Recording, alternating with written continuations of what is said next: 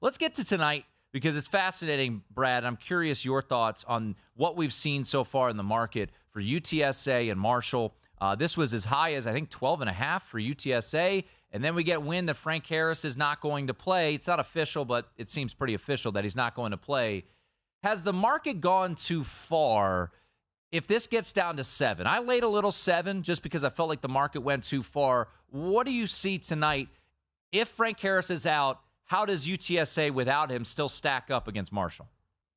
Well, I mean, the positive, they've had a few games this year without Frank Harris, to say the least. They didn't look, I mean, the results weren't that great, but at least they got, prior experience in that regard. This is a bowl game, so if you knew he wasn't going to play, you've had several weeks now to prep and get ready for that. So I agree with you. 7 would have been a buy UTSA, but I'll be honest with you, I don't really know for sure. I mean, I think it's okay to say that. Maybe let's see a drive or two play out and maybe get involved live. Obviously, Marshall has a backup quarterback. Pennington's kid hasn't looked that great, to say the least. So let's feel this one out as far as I'm concerned.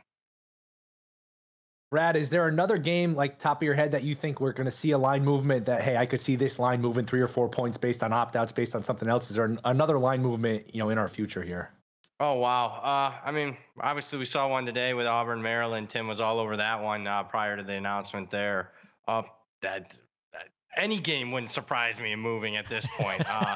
I'm serious. Because, I mean, even though we're 2 weeks into these bowl games being, up as far as on the board, I mean, I would say today, this morning and afternoon was one of the busiest the board's been as far as line movement. So I wouldn't be stunned at any game moved. I think Florida State, Georgia has a lot of possible opt-outs at this point, where that line could move a little bit. I think Ohio State, Missouri is interesting. Ohio State just took some money today. Yeah. I'm getting the feeling that almost all these Ohio State players are going to play, and that is one where I wouldn't be a bit surprised if that's the case. Ohio State's going to, flip the favorite. Well, they're not going back to where they were at the Open as far as a 6.5-point favorite, but that one's going to, flip a little bit. So nothing surprised me in bowl season anymore, guys. I'm just here to tell you that. Yeah, I'm with you. And it's funny because, you think about the motivation angle, right? And New Mexico State gets their, head stomped in against Fresno State when it seemed like they would be the motivated side. Brad Powers joining us here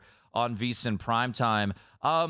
Brad, I'm just going to kind of ping pong around a game that we talked about earlier this hour. I don't think we've talked to you about this game. And so far, opt-outs seem rather minimal for Penn State and Ole Miss. And the number is sitting at 4. Today, Lane Kiffin gets into contract extension. So I feel like Ole Miss is going to be motivated here. I think these teams kind of mirror each other where they beat up on the lesser competition and then did not fare all that well against stronger competition. What do your numbers say for Ole Miss, Penn State? Because it feels like, at least so far, relatively clean on both sides per the opt-outs. It does, and I hope it remains the same because, I mean, we're talking about one of the better bowl games out of the 40-plus. I think the winner is going to have some unbelievable preseason expectations heading into next year. Both teams are going to return a boatload of their key core players. Where do I go on this one? I lean a little bit Penn State, but I prefer the over, believe it or not. I know Penn State's been a pretty much dead nut under team, but I think they'll miss Manny Diaz calling plays on the defense side of the ball. Chop Robinson did opt out in this game. He's one of their better pass rushers. I don't have to worry about weather too much. I would hope the 15 practices helps Drew Allar a little bit, and maybe they got a player or two schemed up on the offensive side of the ball there. Ole Miss, obviously, in a controlled environment. Lane Kiffin, more of an offensive-minded coach. I don't see Ole Miss games too much priced in the 40s, so I'm going to go over the total here. Brad, in terms of strategy, bet size, do you bet more during bowl games, less, the same? Does it vary? Can you just talk us through your strategy here with all the uncertainty of bowl season, your sort of approach here in terms of how much you bet and compared to regular season? I'm not afraid to make a bet. I bet every single bowl game so far. But what does happen more often is, I'm not tied to it. I'm never tied to a position, but in this case, I mean, maybe half my bets I'll end up playing on the other side, not because I'm in front of some line movement. In the last couple of years, I have to because the news constantly changes on these games. So I usually think, I'm in a pretty good position. And then a quarterback ends up getting, opting out, like a Frank Harris situation where if he laid 8.5, 9.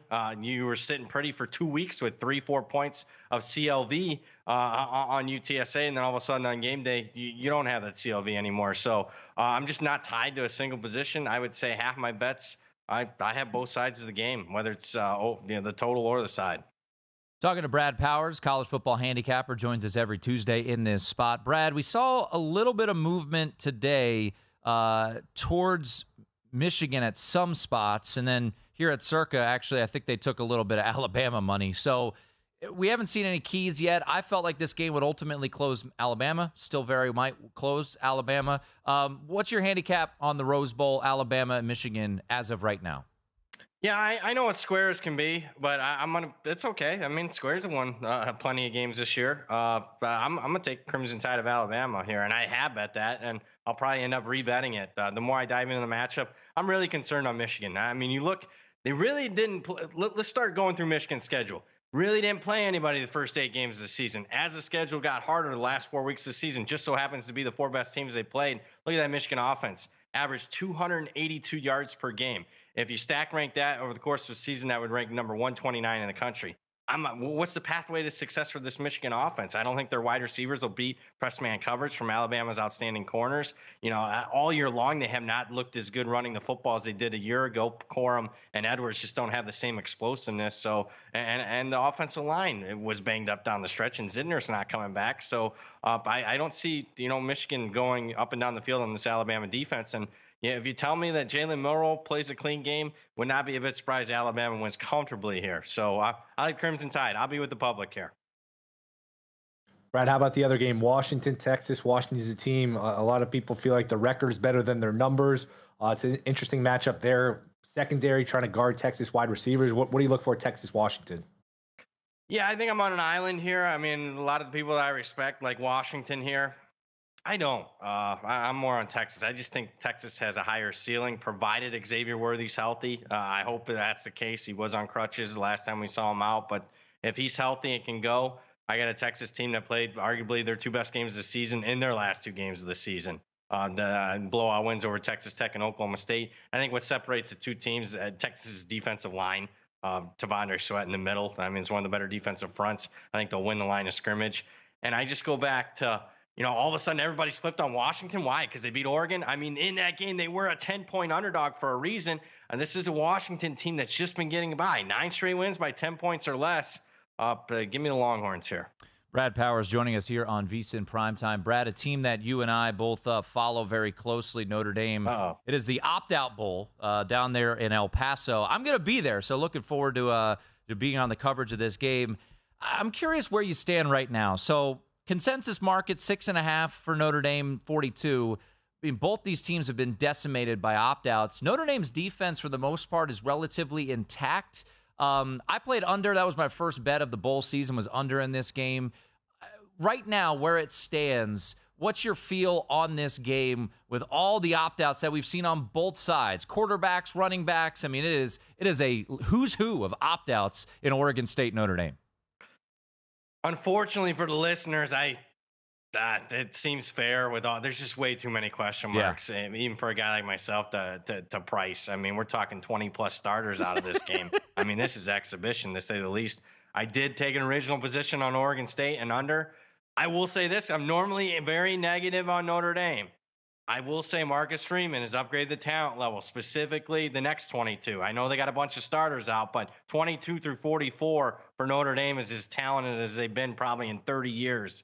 I think people are going to be a little bit surprised. Guys like Jeremiah Love at running back. Oh, they're going to, misestimate. Yeah, I mean, some parts of his game, but Jeremiah Love probably has a higher ceiling in his career than even a guy like Estime. So, and I don't mind Parker being gone. I think Gaduli will be fine calling plays. All right, Brad, parting gift for us. Anything on Saturday as the board still sits in 20 seconds for where you stand right now? I'm going to lay with Utah State 2.5. I think the opt-outs for Georgia State, pretty significant. Top running back, top wide receiver, unique travel spot for them. Utah State's used to playing in Boise, so I like Utah State minus 2.5.